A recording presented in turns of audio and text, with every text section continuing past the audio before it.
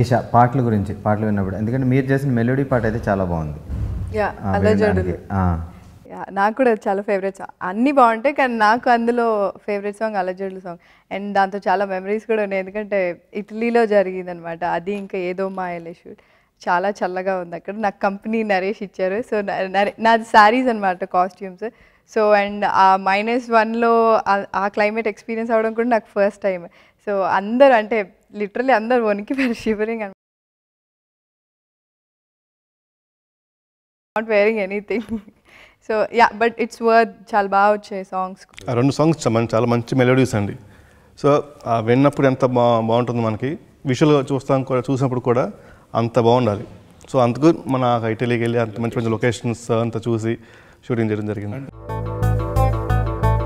అలజడులు చలిగిలులు హృదయంలో మొదలు, కొసగొసలు పదనిసలు పెదవులలో మొదలు, వేచింది చాలు ఇలా ఇన్ని నాడు దాచేదుకాసలు. అలజడులు చలిగిలులు హృదయంలో మొదలు, కొసగొసలు పదనిసలు పెదవులలో మొదలు. పాటలు అన్నీ చాలా అద్భుతంగా ఉన్నాయి, 4 పాటలు. సరే రాజేష్ గారు, ఇప్పుడు మీరు ప్రొడ్యూసర్గా, నరేష్ గారు హీరోగా ఈ కాంబినేషన్ వస్తుంది. సో ఇంతకుముందు మీరు ఇద్దరు కలిసి హీరోలుగా ఒక కాంబినేషన్లో సినిమా చేస్తాం. సో మళ్ళీ మీరిద్దరు కలిసి ఏమన్నా ఈ సినిమాలో చిన్న గెస్ట్ అపియరెన్స్ చేశాడండి. ఎందుకంటే నాకు బాగా అంటే అలాగే ఇష్టం అండి. ఎందుకంటే చాలామంది తరచూ అడుగుతుంటారు, మీ ఇద్దరు కలిసి ఎప్పుడు సినిమా చేస్తున్నారు, మీ ఇద్దరు కలిసి ఎప్పుడు చేస్తున్నారని. బట్ ఈ సినిమాలో అంటే నాకు రాజేష్ తోటి తను విలన్గా చేసి నేను హీరోగా చేయటం అంటే నాకు ఇష్టం లేదండి. ఎందుకంటే ఫస్ట్ నా సినిమాలో విలన్స్ ఎక్కువ ఉంటారు. విలన్స్ ఉన్నా పెద్ద కొట్టుకుని విలన్స్ కాదు, మోర్. సో నాకేంటంటే అంటే రాజేష్కి నెగిటివ్ క్యారెక్టర్స్ బాగా ఇష్టం అండి. ఎందుకంటే తనకు టైమింగ్ ఆఫ్ ఫైట్స్ అన్నీ ఉన్నాయి.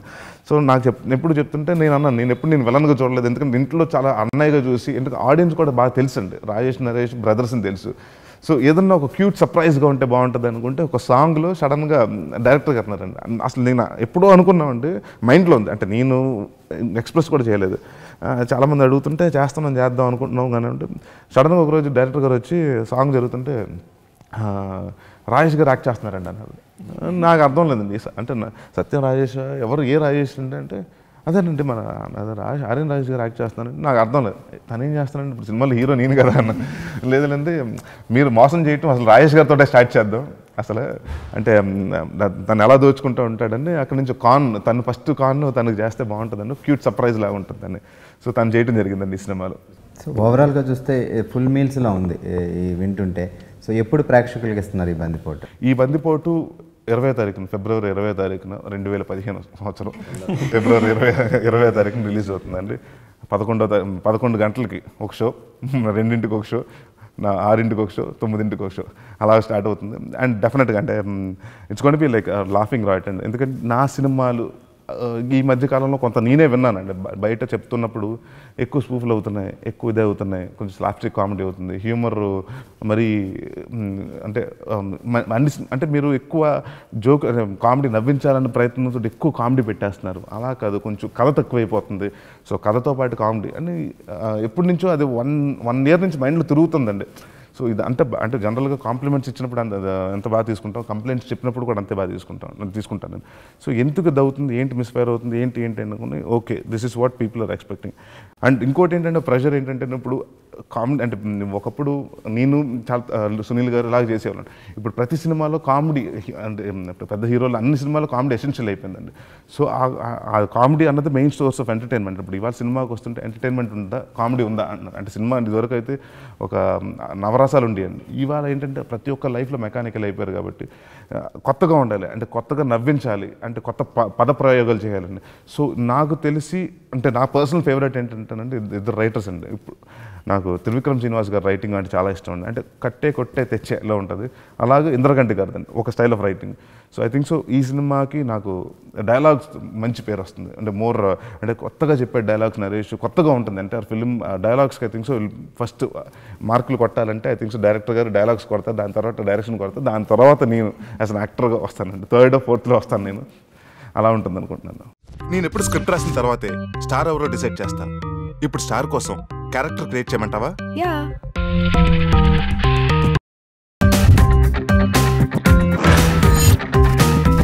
ఇది దొంగల ప్రపంచం. పంచుకెళ్ళని ఎక్కు ప్రపంచాన్ని జయించు దొంగల్ని దోచుకుందాం రా దొంగల్ని దోచుకోరా నేనెవ్వడికి హ్యాండ్ ఇవ్వను నేను ఇస్తాను సార్ ఓకే నరేష్, అతి త్వరలో హాఫ్ సెంచరీ పూర్తి చేయబోతున్నారు. సో మీరు మరిన్ని సక్సెస్లు అందుకోవాలి. బందిపోటు చూస్తుంటే నేను కూడా మా ఫ్యామిలీ అందరినీ తీసుకొచ్చి చూడాలనిపిస్తుంది. సో ఫ్యామిలీ అందరినీ తీసుకొచ్చి చూడాలి అంటే అక్కడ పార్వతి కూల్ అవ్వాలంటే నేను ఆ నగను తీసుకెళ్ళాలి. అది తీసుకెళ్ళాలంటే నువ్వు ఇవ్వాలి. సరేనండి, మీ ఆశీస్సులు ఎప్పుడు ఉండాలి మాకు, మా సినిమా సూపర్ హిట్ అవ్వాలని చెప్తే నేను ఇస్తా. తప్పకుండా 20వ తారీఖు నేను మొత్తం కైలాసం నుంచి వచ్చి ఇక్కడ సినిమా చూసి వెళ్తాను. అండ్ ఇంకో విషయం ఏంటంటేనండి, ఈ వడ్డానం నేను దొంగలించలేదు. యాక్చువల్లీ ఈ అమ్మాయి దొంగలిస్తే నేను చెప్పాను కదా దొంగలనే దోచుకుంటానండి. తను దొంగతనం చేసుకుంటే తన దగ్గర నుంచి తెలియకుండా నేను దోచుకున్నాను. ఇదిగోండి ఇప్పుడు మీకు ఇస్తున్నాను. అయ్యో నేను యాక్చువల్లీ మీరు సినిమా పెద్ద హిట్ చేసిన తర్వాత ఇద్దాం అనుకున్నా, అలా డీల్ మాట్లాడుకుందాం అనుకున్నా. హిట్ అయితే పక్క హిట్ చేసేస్తున్నాం, హిట్ అయిపోయినట్టే. అప్పుడు ఇస్తాము, వదిలే తీసుకెళ్ళిపోయి మీ హిట్ అయితే ఇంకా కన్ఫర్మ్ కదా. బందిపోటు టీం లీడర్ ఆయన దొంగిలించడం నేను వచ్చాను, మీరు దొంగిలించారని తెలితే పార్వతిని పంపించామండి. సరే ఇక మరి మా భక్తులు వెయిట్ చేస్తున్నారు కాబట్టి నేను వెళ్తున్నాను. All the best. 20వ తారీఖు మీరు చెప్పారు కాబట్టి కైలాసం నుంచి మా ఫ్యామిలీతో వచ్చి సినిమా చూస్తాం. All the best. Cinema super hit అవుద్ది. ఉంటాను మరి. సో చూశారు కదండి, మరొకసారి తెలుగు ప్రేక్షకులందరికీ శివరాత్రి శుభాకాంక్షలు. ఈ నెల 20వ తారీఖున రిలీజ్ అవుతుంది మా బందిపోటు. మీరు అందరూ చూసి ఈ సినిమాని పెద్ద విజయం చేస్తాను కోరుకుంటూ సెలవు తీసుకుంటున్నాను. మీ నరేష్. అందరికీ శివరాత్రి శుభాకాంక్షలు. అండ్ ఈ నెల 20th వస్తుంది మా మూవీ, సో డెఫినెట్గా వెళ్ళి చూడండి. Thank you. ప్రేక్షకులకు అందరికీ శివరాత్రి శుభాకాంక్షలు. మా సినిమా బందిపోటు ఈ 20న వస్తుందండి, తప్పక చూడండి. మాకు 100% కాన్ఫిడెంట్ మీ నవ్వులు మేము దోచుకుంటాం. అలాగే థియేటర్లను చూడండి ప్లీజ్.